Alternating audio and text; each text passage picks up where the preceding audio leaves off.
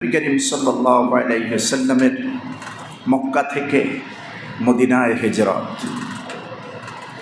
এই হিজরত এটা আল্লাহর পক্ষ থেকে রাসূল পাক সাল্লাল্লাহু আলাইহি ওয়াসাল্লামের উপরে ওই সময় ফরজ ছিল।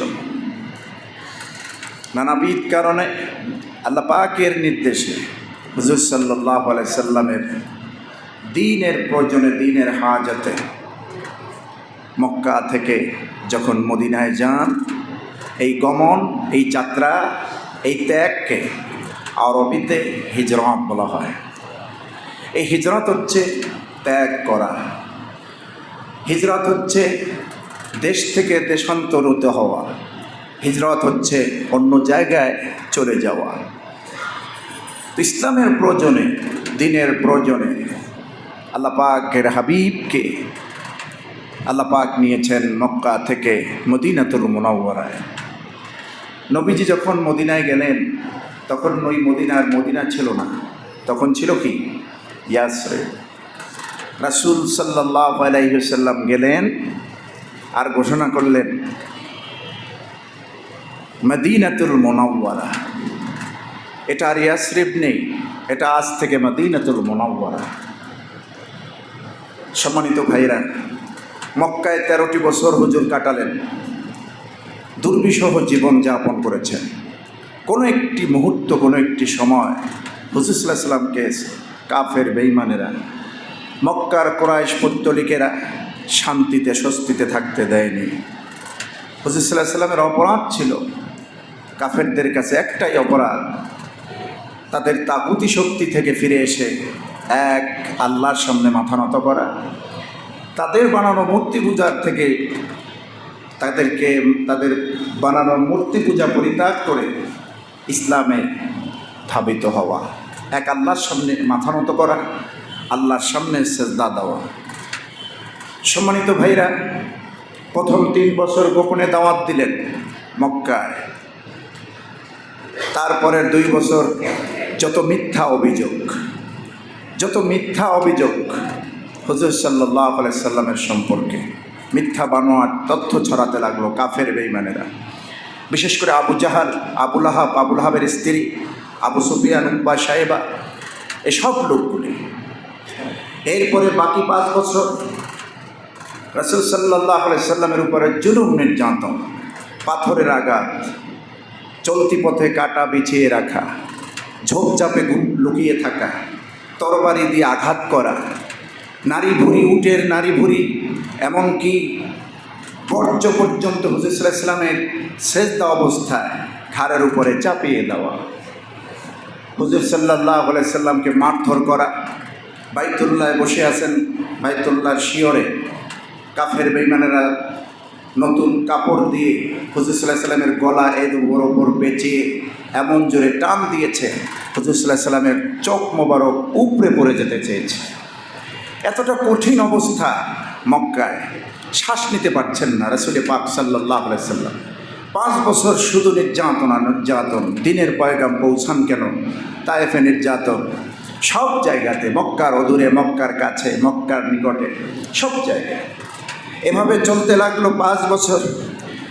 একদম শেষের 3 বছর হুজুর সাল্লাল্লাহু আলাইহি ওয়াসাল্লামের দুঃখের বছর, কষ্টের বছর, আমুল হুজন বলা হয়। যেই শেষের 3 বছরে আল্লাহ পাকের প্রিয় হাবিবের চাচা আবু তালেবকে আল্লাহ উঠিয়ে নিয়েছেন। মা খাদিজাতুল কুবরা রাদিয়াল্লাহু তাআলা তাকে আল্লাহ পাক তার জিম্মায় নিয়েছেন। তো আপন 2টি লোক যখন তিনি হারালেন, তার কষ্ট আর কে দেখে? তিনি কষ্ট করলেন, দুঃখে যন্ত্রণায় দিন কাটাচ্ছিলেন। এমতো অবস্থায় মদিনার লোকেরা আঘাম তাকে, হুজুর সাল্লাল্লাহু আলাইহি ওয়াসাল্লামকে ওয়েলকাম জানালেন যে হুজুর আপনি মক্কায় থাকবেন কেন, মদিনায় আসুন।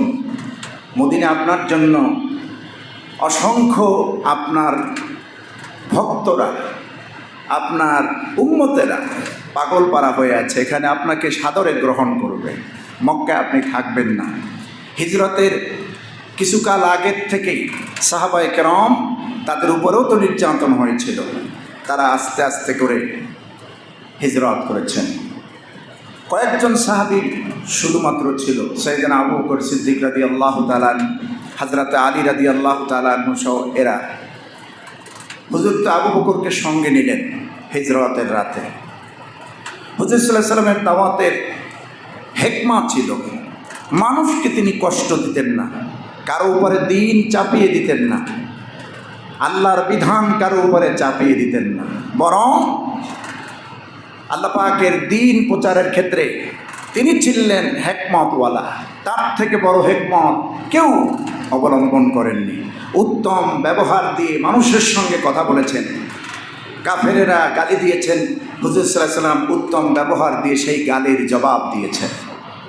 সেই মানুষটিকে আল্লাহ পাক বললেন, আপনি আপনার হিকমত এবং উত্তম ওয়াজের মাধ্যমে দ্বীনের দাওয়াত দিয়ে যান মক্কায়। যেমনটি কোরআনে কারিমে আল্লাহ পাক সূরাতুন নাহলের 125 নম্বর আয়াতে তাই বলেছেন। আল্লাহ রাব্বুল আলামিন দ্বীনের দাওয়াত মানুষের কাছে পৌঁছানোর ক্ষেত্রে নবীকে নির্দেশ দিলেন।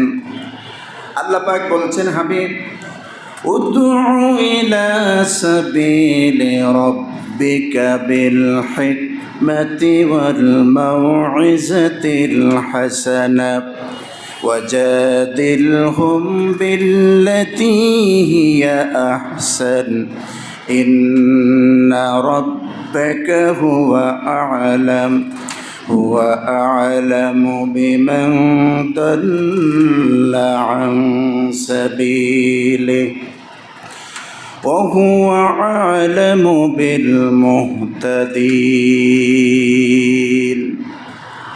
আল্লাহ পাক বলছেন, উদউ ইলা সাবিলি রাব্বিকা বিল হিকমাতি ওয়াল মাউইজাতিল হাসানা। হে নবী, আপনি আপনার রবের দিকে, আপনার রবের রাস্তায় মানুষকে হিকমা, উত্তম নসিহত, উত্তম ওয়াজ, উত্তম আলোচনা, উত্তম উপদেশের মাধ্যমে মানুষকে আপনি ডাকুন। মক্কায় নবীজি তাই করেছেন। ডিফেন্স তিনি প্রয়োগ করেন না, শুধু আঘাত খেয়েছেন আর দ্বীনের প্রচার করেছেন। আর যদি তর্কের প্রয়োজন হয়, দ্বীনের দাওয়াত পৌঁছাতে গিয়ে কাফেরেরা উল্টাপাল্টা যদি কিছু কথা বলে, তাহলে উল্টাপাল্টা প্রশ্নের জবাবটাও আপনি শালীনভাবে দিবেন। ওয়াজাদিলহুম বিল্লাতী হিয়া আহসান ইন্না রাব্বাকা হুয়া আ'লাম বিমান দাল্লা আন সাবিলিহি ওয়া হুয়া আ'লামু বিল মুহতাদিন। কারণ কি, যখন আপনি কাফের বেঈমানদের সঙ্গে তর্ক করবেন, আর্গুমেন্ট করবেন, আপনি তর্কে বিতর্কে লেগে যাবেন, তখন তাদের সঙ্গে তর্কটা যেন হয় উত্তম ভাষা দিয়া, সর্বোত্তম ভাষা দিয়া, বিল্লাতী হিয়া আহসান, সেটা যেন অধিক উত্তম হয়। ইসমে তাবদীলের সিগা আল্লাহ ব্যবহার করেছেন। সেই তর্কের পন্থা যেন হয় উত্তম। ওরা যদি গালি দেয়, আপনি দোয়া করবেন, সুবহানাল্লাহ। ওরা আপনার গালি নিক্ষেপ করবে, আপনি কি করবেন? দোয়া করবেন। তাইফে তো তাই হলো। হুজুর সাল্লাল্লাহু আলাইহি ওয়াসাল্লামকে মানল কয়েকজন যুবকেরা। ছোট্ট ছোট্ট পাথরগুলি, যে পাথরগুলি একেবারে খুব ধারালো, সেই পাথরগুলি রসুলকে মারা শুরু করলো, যাতে করে আঘাত পায়। পাথরের আঘাতে নবীজি ঢলে পড়লেন। কয়েকদিনের অনাহার, নবীজির পেটে কোনো খাবার নাই। আমার বন্ধুগণ, হযরতে মা খাদিজা নাই। রাসূল পাক সাল্লাল্লাহু আলাইহি সাল্লাম বড় আশা করে তায়েফে গিয়েছিলেন, লোকের অন্তত কালেমা গ্রহণ করলে আমি খুশি, আমি সন্তুষ্ট। কিন্তু সেই পাথরের আঘাতে নবীজি ঢলে পড়লেন রক্তাক্ত। আল্লাহর নবীর দেহ মোবারক, মাথা থেকে রক্ত ঝরতেছে, কপাল থেকে রক্ত ঝরতেছে, গাল বেয়ে বেয়ে দাড়িগুলি ভিজে ভিজে টপকে টপকে পোশাকের উপরে নিচে পড়তেছে। হযরতে জিবরিল আমিন এবং যেই পাহাড়ের পাদদেশে একজন ফেরেশতা ছিলেন, তিনি সহ সকলকে নিয়ে নবীজির কাছে এসে বলছেন, ইয়া রাসূলুল্লাহ সাল্লাল্লাহু আলাইহি ওয়াসাল্লাম, কাফির বেঈমানেরা এই তায়েফের ময়দানে আপনার সঙ্গে যে আচরণটা করলো, দ্বীনের দাওয়াত দিয়েছেন, ভালো লাগে নাই, বেশ, ওরা চলে যাবে, কিন্তু আপনাকে যেই পরিমাণ আঘাত করেছে, আপনি তো দেখেন না আকাশের ফেরেশতারা আপনার এই দৃশ্য দেখে কাঁদতেছে। আপনি একটু অর্ডার দেন পাহাড়ের, এই পাহাড় দিয়ে চাপা দিয়ে জাতিকে ধ্বংস করে দেয়। হুজুর সাল্লাল্লাহু আলাইহি ওয়াসাল্লাম কি দোয়া করলেন না দোয়া করলেন? নবীজি দোয়া করলেন। নবীজির যখন হুঁশ আসলো, বিশ্বনবী দোয়া করলেন, ওই তায়েববাসীর জন্য দোয়া করলেন আর বললেন, আল্লাহুম্মা হদি কওমি ফাইন্নাহুম লা ইয়ালামুন। আয় আল্লাহ, তুমি আমার কওমকে, আমার এই জাতিকে তুমি হেদায়েত দাও, ওরা আমারে চিনতে পারে না আমি তোমার নবী। ওরা আমারে চিনতে পারে নাই আমি তোমার নবী। যদি চিনতো এইভাবে মারতো না। আমার বন্ধুগণ, ইসলাম এসেছে তরবারির আঘাতে নয়, বরং সুন্দর ব্যবহার, মাধুর্যপূর্ণ ব্যবহার, সাবলীল ব্যবহার, সৌহার্দ্যপূর্ণ আচরণের মাধ্যমে ইসলাম এসেছে, ঠিক কিনা? নবীজি দেখলেন টিকতে পারতেছেন না মক্কায়। আল্লাহর নির্দেশ হলো, হুজুর আপনার বিরুদ্ধে গভীর ষড়যন্ত্র লেগে গেছে। এখন এই ষড়যন্ত্র আর স্বাভাবিক ষড়যন্ত্র নেই, এটা গভীরে পৌঁছে গেছে, ডিপলি আপনার বিরুদ্ধে তারা লেগে গেছে। তারা মক্কার আবু জাহাল, আবু লাহাব, উতবা, সাইবারা বুঝে গেছে যে মদিনায় ইসলামের বাতি জ্বলে উঠেছে। তাহলে মক্কায় যদি বাতি জ্বলে, মদিনায় যদি ইসলামের বাতি জ্বলে, তাহলে আমাদের বাপদাদার এই পুরানা ধর্মের নাম নেওয়ার মতো কেউ থাকবে না। সবাই একে একে করে সব লোকগুলি মোহাম্মদের ধর্মে দীক্ষা নিয়ে ইসলাম ধর্ম গ্রহণ করে মুসলমান হয়ে যাবে, তাওহীদের পক্ষের লোক হয়ে যাবে। কাজেই এটা হতে দেওয়া যাবে না। তো মেইন যেই ব্যক্তি, তাকে নিয়ে কি করা যায়, একটা জরুরি মিটিং কল করলো মক্কার লোকেরা। রাসূল সাল্লাল্লাহু আলাইহি ওয়াসাল্লামের বয়স যখন 53 বছর। কত বছর? 53 বছর। 53 বছর বয়সে 622 খ্রিস্টাব্দে হুজুর সাল্লাল্লাহু আলাইহি ওয়াসাল্লাম হিজরত করলেন মক্কা থেকে মদিনায়। কাফের বেঈমান মুশরিকদের নিপীড়ন, জ্বালা, নির্যাতন, স্টিম রোলার যখন হুজুরের উপরে চালানো হচ্ছিল, মক্কায় থাকার মোটি আর পরিবেশ ছিল না। হুজুরের যে মক্কায় থাকার পরিবেশ মোটি ছিল না, এটা সব থেকে ভালো জেনেছেন কে? আল্লাহ রাব্বুল আলামিন।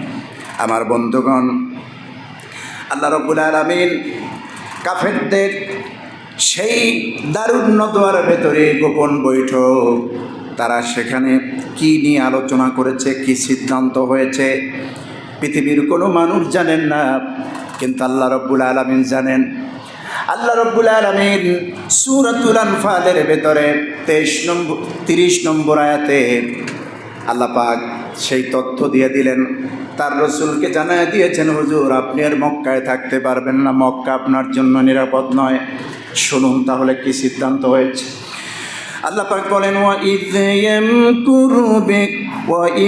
يَمْكُرُ بِكَ الَّذِينَ كَفَرُوا لِيُثْبِتُوكَ أَوْ يَقْتُلُوكَ أَوْ يُخْرِجُوكَ وَيَمْكُرُونَ وَيَمْكُرُ اللَّهُ وَاللَّهُ خَيْرُ الْمَاكِرِينَ। আল্লাহ পাক বলছেন, وَإِذْ يَمْكُرُ بِكَ الَّذِينَ كَفَرُوا। হে নবী, স্মরণ করুন ওই সময়ের কথা যখন কাফেরেরা ষড়যন্ত্র করতেছিল আপনার নিয়ে। বৈঠকে বসেছিল দারুণ নদওয়া, কাবা ঘরের পাশেই যেই কাফেরদের গোপন বৈঠকশালা, সেখানে বসে ইসলামের বিরুদ্ধে, আল্লাহর বিরুদ্ধে, কোরআনের বিরুদ্ধে, নবীর বিরুদ্ধে যত বাক্যালাপ, যত মিটিং, যত কনফারেন্স ওখানে হতো। তো ওখানে বসে আপনার বিরুদ্ধে তারা কি সিদ্ধান্ত নিয়েছে আপনি তো জানেন না, স্মরণ করুন। কি সিদ্ধান্ত নিল? আল্লাহ পাক বলছেন, লিইউসবিতুকা আও ইয়াকতুলুকা আও ইউখরিজুক। সিদ্ধান্ত নিয়েছে 3টি বিষয়ের উপরে। হয় আপনাকে তারা বন্দি করে রাখবে, নতুবা আপনাকে হত্যা করবে, নতুবা আও ইউখরিজুক, আপনাকে বের করে দেবে। অর্থাৎ হয় জেলখানায় ভরবে, নতুবা আপনাকে হত্যা করবে, নতুবা আপনাকে নির্বাসন দিবে, দেশ থেকে তাড়িয়ে দেবে। তার থেকে আমার হুকুম হচ্ছে আপনি বেরিয়ে যান, মক্কায় থাকবেন না, আপনাকে স্বাচ্ছন্দ্যে আমি আপনাকে বের করার ব্যবস্থা করতেছি। কারণ ওরা ষড়যন্ত্র করছে আর আল্লাহ কৌশল অবলম্বন করছেন। আল্লাহ কি করছেন? وَيَمْكُرُونَ وَيَمْكُرُ اللَّهُ وَاللَّهُ خَيْرُ الْمَاكِرِينَ। ওই কাফির বেঈমানেরা মক্কার দারুন নদওয়ায় ইসলামের নবী মুহাম্মদ সাল্লাল্লাহু আলাইহি সাল্লামকে হত্যার ষড়যন্ত্র তারা চালিয়ে যাচ্ছিল, হত্যার ষড়যন্ত্র করছিল। তারাও ষড়যন্ত্র চালায়, আমার আল্লাহ রব্বুল আলামিনও কৌশল অবলম্বন করেন। আল্লাহু খায়রুল মাকিরিন। আর আল্লাহ হচ্ছে উত্তম কৌশলী। সুবহানাল্লাহ। মানুষের সকল ষড়যন্ত্রের জাল ছিন্ন করে বান্দা মনিব তার বান্দাকে বের করবে। পৃথিবীর কোনো শক্তি ফিরাইয়া রাখতে পারবে না। আল্লাহু খায়রুল মাকিরিন। আল্লাহ হচ্ছেন সকল ষড়যন্ত্রের উত্তম কৌশল অবলম্বনকারী। কোন সুবহানাল্লাহি ওয়া বিহামদিহি। এখানে ওয়ামাকারু ওয়ামাকারাল্লাহ আল্লাহু খায়রুল মাকিরিন, যেটা সূরা আলে ইমরানের 54 নম্বর আয়াতে আল্লাহ পাক বলেছেন যে ওরাও ষড়যন্ত্র করে আর আল্লাহ কৌশল অবলম্বন করে। এখন যদি ওয়ামাকারু ওয়ামাকারাল্লাহ, এই মাকারু মাকারা দুটাই মাজির সিগা, এবং আল্লাহকে যদি ওরা ষড়যন্ত্র করে এই অর্থ আমরা মাকারু দিয়ে করলাম। আর ওয়ামাকারাল্লাহ, আল্লাহ ষড়যন্ত্র করে। নাউজুবিল্লাহি মিন যালিক। আল্লাহ কি ষড়যন্ত্র করেন? না। সব ক্ষেত্রে শাব্দিক অর্থ নেওয়া যাবে না। শাব্দিক অর্থ সব জায়গায় সব বেলায় যদি নিতে হয় তখনই দারুণভাবে প্যাঁচ লেগে যায়, ঠিক কিনা? ইদানিং গোটা বাংলাদেশে সোশ্যাল মিডিয়াতে টপ অফ নিউজ বিশাল খবর হচ্ছে যে আমাদের কোরআনের ময়দানে একজন আলোচক মুফতি আমির হামজা ভাই, সে একটা কথা কিছুদিন আগে নাকি বলেছেন যে নবী অর্থ হচ্ছে সাংবাদিক, নবী অর্থ সাংবাদিক। আর উনি ব্যাখ্যা দিয়েছেন নাবা থেকে নবী, অর্থাৎ নাবা মানে সংবাদ, নাবা থেকে নবীজুন, এটা হচ্ছে সাংবাদিক, সংবাদ থেকে সাংবাদিক। যারা সংবাদ বহন করে, বার্তা বহন করে, ওনাদেরকে সাংবাদিক বলে। আর এটার ইংরেজি শব্দ হচ্ছে জার্নালিস্ট। তো যদিও নাবা শব্দ থেকে নাবিয়ুন এসেছে, কিন্তু এই নাবা থেকে নাবিয়ুন শব্দটির ব্যাখ্যা অর্থ সাংবাদিক ধরা, এটা রসুলের ক্ষেত্রে বেমানান, এটা নবীজির ক্ষেত্রে কি বেমানান। কারণ রসুল তো শুধু সংবাদ বাহক নন, হুজুর সাল্লাল্লাহু আলাইহি সাল্লাম ছিলেন সত্যের সংবাদ বাহক। আপনারা বলুন, বাংলাদেশে যারা সাংবাদিকতা করে, সংবাদ বহন করে, সংবাদ ছড়ায়, এর মধ্যে মিথ্যার মিশ্রণ আছে না নাই? বেশি না কম? সবাইকে বলতে হবে।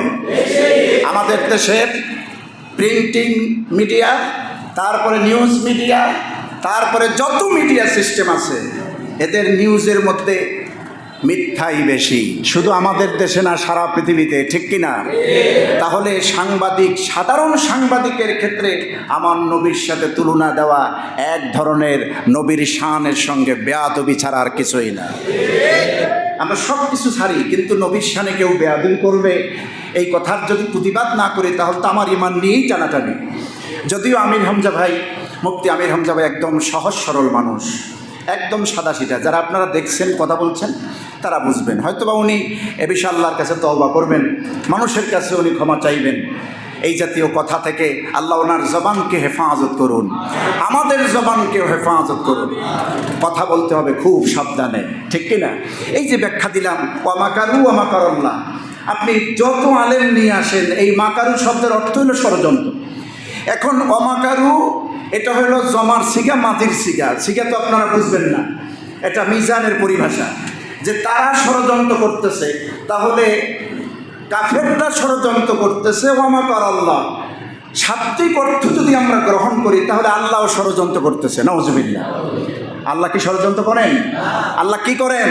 কৌশল করেন। আল্লাহ কি করেন? কৌশল করেন। এই জন্য আল্লাহ রাব্বুল আলামিন কোরআনে কারীমের ভিতরে আল্লাহ পাক বলেন ওয়া মাকারু ওয়া মাকারাল্লাহ ওয়াল্লাহু খায়রুল মাকিরিন। ওই কাফির বেদিনরা, বেঈমানেরা, কাফেরেরা, তারা ষড়যন্ত্র করে ইসলামের বিরুদ্ধে, কোরআনের বিরুদ্ধে, আমার নবীর বিরুদ্ধে। আল্লাহ রাব্বুল আলামিনের ষড়যন্ত্রের প্রয়োজন হয় না। ওই কাফেরদের থেকে, বেঈমান মুশরিকদের থেকে নবীজিকে পরিত্রাণ দেওয়ার মহাকৌশল অবলম্বন করেন আল্লাহ রাব্বুল আলামিন। তিনি কৌশল অবলম্বন করেন, আর কৌশল অবলম্বন করেন বিদায় আল্লাহ পাক আগের থেকেই হুজুরকে অ্যালার্ট করলেন, হুজুর মক্কায় আপনি থাকতে পারবেন না, বেরিয়ে যান। মক্কা থেকে আপনি সেফ এক্সিট দিয়ে নিয়ে যাওয়ার দায়িত্ব আমি আল্লাহ পাকের।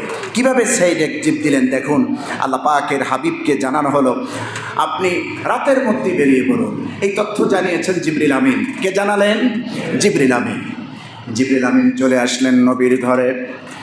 হিজরতের রাতে, যেদিন নবী, বিশ্বনবী রাতের ঘরের মধ্যে ছিলেন, হুজুর সাল্লাল্লাহু আলাইহি ওয়াসাল্লাম কিছুই জানতেন না যে কাফেরেরা কি সিদ্ধান্ত নিয়েছে। মক্কায় আর থাকা হবে না। আগামীকালের সূর্য, মক্কায় তার সূর্যের দেখা হবে না, সূর্যের আলো তার শরীরে পড়বে না, দিবালোক তিনি দেখতে পাবেন না। এ কথা তিনি চিন্তায়ও আনতে পারেন নাই। কিন্তু আল্লাহ রাব্বুল আলামিন গভীর রাতে জিবরিল আমিনকে পাঠিয়ে দিলেন, হুজুরকে বলো গিয়া হুজুর এই মক্কায় থাকতে পারবে না, পরিবেশ নেই।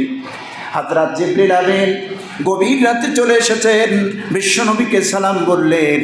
নবীজি বলছেন, জিবরিল রে, ঘুমের এই গভীরতার সময় তুমি আমার কাছে এসেছো নিশ্চয়ই কোনো না কোনো জটিল কোনো সংবাদ নিয়ে, গুরুত্বপূর্ণ। হযরত জিবরিল আমিন নবীজির কাছে এসে বলছেন, ইয়া রাসূলুল্লাহ, আজকে কোনো কোরআনের আয়াত বা সূরা নিয়ে আসি নাই, সরাসরি আল্লাহর নির্দেশ নিয়ে আপনার কাছে এসেছে। এই মুহূর্তে আপনাকে রাতের অন্ধকারে মক্কা ছেড়ে মদিনার পথে হিজরত করতে হবে। এটা আল্লাহর নির্দেশ। আল্লাহর নির্দেশ হচ্ছে মক্কা আপনাকে এখন ছাড়তে হবে, মদিনায় আপনাকে চলে যেতে হবে। হুজুর বেরিয়ে পড়ুন। হুজুর সাল্লাল্লাহু আলাইহি ওয়াসাল্লাম আলীকে ডাক দিলেন, আলী কোথায় তুমি? তা আল ইলাইয়া, চলে আসো আলী। হযরত আলী চলে আসলেন। হুজুর সাল্লাল্লাহু আলাইহি ওয়াসাল্লাম বললেন, আমার বিছানাটার উপরে তুমি ঘুমায়ে থাকবা, আমি চললাম মদিনায়। আল্লাহর নির্দেশ এসেছে মক্কায় আর থাকা যাবে না, মক্কায় আর থাকা যাবে না, আমার জন্য নিরাপদ নয়, আমার জন্য হিজরতকে আল্লাহ ফরজ করে দিয়েছেন, আমি চললাম, তুমি থাকো। ঘরের দরজার কাছে যখন নবীজি বের হলেন, হযরত জিবরিল আমিন নবীজির কাছে গিয়ে বলছেন, হুজুর এইভাবে আপনি বের হতে পারবেন না, কারণ আপনাকে ধরার জন্য, আপনাকে যে ধরে দিতে পারবে 100 উট ঘোষণা করেছে আবু জেহেলের গোষ্ঠীরা, তাও আবার লাল উট। এই 100 উটের লোভে সুরাকা নামের এক মক্কার মুশরিক পিছনে এমন নেওয়া নিয়েছে, রাসূলুল্লাহকে এত ফলো করেছে সাল্লাল্লাহু আলাইহি ওয়াসাল্লাম, যে একেবারে বহুত দূর পর্যন্ত রসুলের পিছন মোটে ছাড়েই না। সুরাকা ঘোড়ার পা দেবে যায়, ঘোড়া থেকে ছিটকে পড়ে যায়, একেবারে রাসূল সাল্লাল্লাহু আলাইহি ওয়াসাল্লামের কাছাকাছি হয়ে যায়, তারপরও সুরাকা পিছু পা ছাড়ে না। 100 উট, তার মনের মধ্যে কি 100 উট যদি পাইয়া যাই, মুহাম্মদ বিন আব্দুল্লাহকে ধরতে পারি, আবু জেহেলের সামনে নিতে পারি, তাহলেই তো 100 উটের মালিক। কত বড় গেইন চিন্তা করা যায়। এই লোভে মুহাম্মদ সাল্লাল্লাহু আলাইহি ওয়াসাল্লামকে তার পিছু ছাড়লে না সুরাকা। ফলশ্রুতিতে আল্লাহ পাকের পক্ষ থেকে হেদায়েত আসলো। আল্লাহ পাক চরমভাবে সুরাকার উটের পাগুলি দাবিয়ে দিল, আর উঠতে পারলো না। সুরাকা বুঝতে পারলেন যেটা নিশ্চয়ই আল্লাহর ঐশী ক্ষমতা। হুজুর সাল্লাল্লাহু আলাইহি ওয়াসাল্লামের সামনে বললেন, ইয়া রাসূলুল্লাহ, আপনার পিছু নিয়েছিলাম, এখন আর আপনার পিছু নিব না, আপনার সঙ্গে থাকবো, আমাকে কালেমা পড়াইয়া মুসলমান বানাইয়া দেয়। 100 উটের প্রয়োজন নাই। নবীজি বের হচ্ছেন ঘর থেকে, একটা দোয়া পড়লেন। হুজুর সাল্লাল্লাহু আলাইহি ওয়াসাল্লামকে জিবরিল বললেন, হুজুর আপনি এইভাবে বের হলেই কাফেররা ধরে ফেলবে, আপনার গোয়েন্দারা, কাফের গোয়েন্দা বিভাগ চতুর্দিকে, আপনার ঘরের চতুর্দিকে বেষ্টনী দিয়ে আছে, তো এরা আপনি বের হলেই ধরে বলবে, আপনি কৌশল অবলম্বন করে যান। কৌশলটা কি? হাতের মধ্যে 1 মুঠো বালি নেন অথবা ধুলা নেন, 1 মুঠো বালি, 1 মুঠো ধুলো অথবা বালি নেন, বিসমিল্লাহ বলে এই ধুলোবালিগুলি যখন নিক্ষেপ করলেন, হুজুর সাল্লাল্লাহু আলাইহি ওয়াসাল্লাম একটা আয়াত পড়ে ঘর থেকে বের হওয়া শুরু করলেন, ওয়াজআলনা মিন বাইনি আইদিহিম সাদ سدا ومن خلفهم سدا فأغشيناهم فهم لا يبصرون সূরা ইয়াসিনের এই 41 আপনার 9 নম্বর এই আয়াতটি তেলাওয়াত করতে করতে রাসূল সাল্লাল্লাহু আলাইহি ওয়াসাল্লাম বেরিয়ে পড়লেন। বের হওয়ার পর কাফেরদের চোখে ওই বালুগুলি, প্রত্যেকটা কাফেরের চোখে বালুকণাগুলি পৌঁছে গেল। এখন বালু যদি চোখে যায়, কিসের ডিউটি, কিসের গোয়েন্দাগিরি? কথা বুঝতে, চাচা আপন জান বাচ্চা, নিজেদেরকে রক্ষা করো, কি গোয়েন্দাগিরি? এখন চোখ দুটি ডলতেছে কাফেরেরা নিজেদের হাতের কোণ দিয়ে, এরকম ডলতেছে। ইতিমধ্যে রাসূল সাল্লাল্লাহু আলাইহি ওয়াসাল্লাম বেরিয়ে পড়লেন তার ঘর থেকে বেরিয়ে পড়লেন, হযরত আবু বকরের বাড়ি চলে গেলেন। এই ঘটনা আপনারা জানেন, আমি টানব না, শুধুমাত্র এতটুকু স্মরণ করায় দিয়ে আল্লাহ পাক কৌশল করলেন কাফেরদের থেকে তার রাসূলকে বাঁচালেন, নিয়ে গেলেন মদিনার পথে। তাকে স্বাচ্ছন্দ্যের সেই ব্যক্তি দিলেন কে? সবাইকে বলতে হবে কে? আল্লাহ যদি সেফটি না দেয়, দুনিয়ার কোনো এসএসএফও সেফ দিতে পারে না। পারে কি? গত বছরের 5ই আগস্ট আমরা দেখি নাই? আহা, চতুর্দিকে একটা মানুষকে রক্ষার জন্য হাজার হাজার বাহিনী, আল্লাহর পক্ষ থেকে ফয়সালা এসেছে, কোনো সেফটি নাই, কোনো সেফটি নাই। ছিল কি? এটা কি শুধু আমাদের দেশের জন্য না, অন্য দেশেও আছে? অন্য দেশেও আছে। কোনো মানুষের সেফটি যখন, নিরাপত্তার চাদর যখন আল্লাহ উঠায় দেয়, গোটা পৃথিবীর সমস্ত শক্তিধর দেশগুলি যদি এক হয়, তাকে রক্ষা করতে পারে না। ঠিক কিনা? এটা আমাদের ঈমান, এটা আমাদের কি ঈমান। হুজুর সাল্লাল্লাহু আলাইহি ওয়াসাল্লাম বেরিয়ে পড়লেন, আবু বকরের ঘরে গেলেন। হুজুর সাল্লাল্লাহু আলাইহি ওয়াসাল্লামকে আল্লাহ স্মরণ করায় দিলেন, হুজুর মুজিজা তো দেখালেন, কিন্তু মুজিজা দেখানোর উদ্দেশ্য আমি সৃষ্টি করে দিয়েছি, আর ক্ষমতা আমার। আপনি তো বের হতে পারতেন না, টপ করে কাফেররা আপনারে ধরে ফেলত, আপনি বের হতে পারতেন না। ওয়ামা রামাইতা ইয রামাইতা ওয়ালাকিন্নাল্লাহা রামা। আপনি স্মরণ করুন, যখন আপনি নিক্ষেপ করেছিলেন, আপনি তো নিক্ষেপ করেন নাই, শুধুমাত্র ফু দিয়েছিলেন। এই ফু দেওয়া বালুগুলি আপনার ঘরের চতুর্দিকে দাঁড়ানো কাফেরদের চোখে চোখে পৌঁছানোর কথা নয়, একমুখী যাওয়ার কথা ছিল, কিন্তু ফুক দেওয়া বালুগুলো আপনার ঘরের চতুর্দিকে দাঁড়ানো কাফেরদের চোখে চোখে পৌঁছে দিয়েছে। নিঃসন্দেহে আমি আল্লাহর কুদরত, আমার কুদরত পৌঁছে দিয়েছে, নিঃসন্দেহে, এতে কোনো সন্দেহ নাই। ওয়ালাকিন্নাল্লাহা রামা, আল্লাহ বলছেন আল্লাহ নিক্ষেপ করেছে। যেই বালু আল্লাহ নিক্ষেপ করে, ওই টার্গেট কি মিস হয়? ওই টার্গেট মিস হয় না মিয়া সাহেব। এই জন্য পৃথিবীর কোনো ব্যক্তির ক্ষমতাকে ভয় করবেন না, পূজা করবেন না। ব্যক্তির ক্ষমতা স্থায়ী নয়, আল্লাহর ক্ষমতা, আন্নাল কুওয়াতা লিল্লাহি জামিয়া, সমস্ত কিছুর উপরে আল্লাহর ক্ষমতা, আল্লাহর শক্তি চিরন্তন সত্য, ইউনিভার্সাল ট্রুথ। ঠিক কিনা? আবু বকরকে নিয়ে বেরিয়ে গেলেন। আবু বকর চলো, এর মধ্যে কত কাহিনী। গারে সাওরে চলে গেলেন, সেখানে অবস্থান করলেন, 3 রাত অবস্থান করলেন। কাফেররা খুঁজতে লাগলো নবীজিকে, পাচ্ছে না। আবু জেহেলের গোয়েন্দা বিভাগ চতুর্দিকে ছড়াইয়া দিল, মোহাম্মদকে যে প্রকার হোক ধরা হোক। হুজুর সাল্লাল্লাহু আলাইহি ওয়াসাল্লামকে সেফটি দিলেন আল্লাহ পাক, মক্কা থেকে বের করে মদিনায় নিয়ে গেলেন। জায়গায় জায়গায় হুজুর সাল্লাল্লাহু আলাইহি ওয়াসাল্লাম ঘাঁটি দিলেন। কুবা নামক জায়গায় হুজুর সাল্লাল্লাহু আলাইহি ওয়াসাল্লাম কিছুদিন থাকলেন। সেখানে মসজিদে কুবা প্রতিমধ্যে তিনি নির্মাণ করলেন। জুমার জায়গায় মসজিদে জুমা নির্মাণ করলেন। এরকম করে বিভিন্ন জায়গায় তিনি ট্রানজিট করেছেন হিজরতের পথে। ট্রানজিট করে শুধু ট্রানজিট করেন না, অবস্থান করেন নাই, বরং ওই জায়গায় ইসলামের ইমারত কায়েম করেছেন, মসজিদ নির্মাণ করেছেন। কোন সুবহানাল্লাহ। আর ওদিকে মদিনার জওয়ানেরা, পালোয়ানেরা অপেক্ষায় আছে, ওয়েলকাম জানাবে, স্বাগতম জানাবে। পৃথিবীর সেরা মানুষ আমাদের মাঝে আসতেছে, সেরা মানুষ আমাদের মাঝে আসতেছে। সুবহানাল্লাহ বিহামদিহি। মক্কার লোকেরা তাড়ায় দিল, মদিনার লোকেরা গ্রহণ করল। এই জন্য মদিনা আল মুনাওয়ারা, যেখানে নবীর রওজা মোবারক, সুবহানাল্লাহ, নবীজির রওজা মোবারক বিশ্বনবী সাল্লাল্লাহু আলাইহি সাল্লামের মক্কাতুল মুকাররমায় নয়, মদিনাতুল মুনাওয়ারায়। মদিনার মানুষেরা রসুলকে ভালোবাসা দিয়েছেন বেশি। হিজরত করার পর যত প্রয়োজন রাসূলুল্লাহর সব মিটিয়ে দিয়েছেন। মদিনার আনসারি সাহাবীরা। হুজুরের উট কোথায় থামবে? মদিনার যখন ঢুকলেন আল্লাহ রাসূল সাল্লাল্লাহু আলাইহি সাল্লাম, এক এক দল এক এক গোত্রের লোকেরা বলল, আমাদের এখানে নিশানা দেন, হুজুর এখানে থামান আপনার উটকে। আল্লাহ পাকের হাবিব বললেন, আমার ইচ্ছায় উট থামবে না, উট থামবে কার ইচ্ছায়? আল্লাহ রাব্বুল আলামিন তার হাবিবের হিজরতের সময় তার উটকে থামায় দিলেন মদিনার একজন ধনাঢ্য সম্ভ্রান্ত বংশের বিশিষ্ট সাহাবী হযরত আবি আইয়ুব আনসারীর বাড়ির সামনে। আবু আইয়ুব আনসারী রাদিয়াল্লাহু তাআলা আনহুর বাড়ির সামনে হুজুর সাল্লাল্লাহু আলাইহি ওয়াসাল্লামের উট থেমে গেল, ওখানে হুজুর রয়ে গেলেন কিছুদিন থাকলেন। এরপরে মদিনা সাজালেন আল্লাহ রাসূল সাল্লাল্লাহু আলাইহি ওয়াসাল্লাম। আপনারা বলুন, দ্বীনের জন্য, ইসলামের জন্য, কোরআনের জন্য নবীজি হিজরত করেছেন, তার জন্য ফরজ ছিল। আজও দ্বীন কায়েমের আন্দোলন, ইসলামের কথা, সত্যের পথে চলা, সত্যের কথা বলা, সত্যের জন্য সংগ্রামের জন্য আজও হিজরতের মুখোমুখি হতে হয় কি না? হয় না? সত্য কথা বললে দেখবেন জেলে ভরে দিয়েছে জালেমরা। আবার যারা আসবে হয়তোবা তারাও করবে। পৃথিবীতে সব জায়গায় এরকম দেখা যায়, জালেম যারা, এরা এরকম সত্য যারা বলে তাদেরকে সহ্য করতে পারে না। তাদেরকে কি বলে?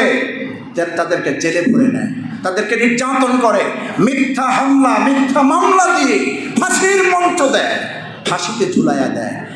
তো যারা এই দিনের জন্য এই ত্যাগ করে, নবীর জমানায় সাহাবীরা হিজরত করে সওয়াব কামাইল। কেমন সওয়াব? হুজুর সাল্লাল্লাহু আলাইহি সাল্লাম বলেছেন, ইন্নাল হিজরাতা তাহদিমু মা কানা ক্বাবলাহু। যে ব্যক্তি হিজরত করলো দ্বীনের জন্য, সেজন্য অতীতের সব গুনাহ আল্লাহ তার মাফ করে দিল। হিজরত করলে গুনাহ মাফ হয়। তো দ্বীনের জন্য যদি জেল খাটেন, সত্য বলার জন্য, নবীর জন্য, কোরআনের জন্য যদি জীবন দেন, তাহলে আল্লাহ পাক গুনাহ মাফ করবেন না? করবেন। আল্লাহ পাক আমাদেরকে সত্যর জন্য যদি হিজরত আসে তকদিরে, সেই হিজরত যেন আমাদের জন্য মঞ্জুর করেন। সত্যের সঙ্গে লড়াই করতে আমরা যেন থাকতে পারি। আল্লাহ কবুল করুন, আমরা বলি আমিন। হাদা মা ইনদি ওয়াল ইলমু ইনদাল্লাহ।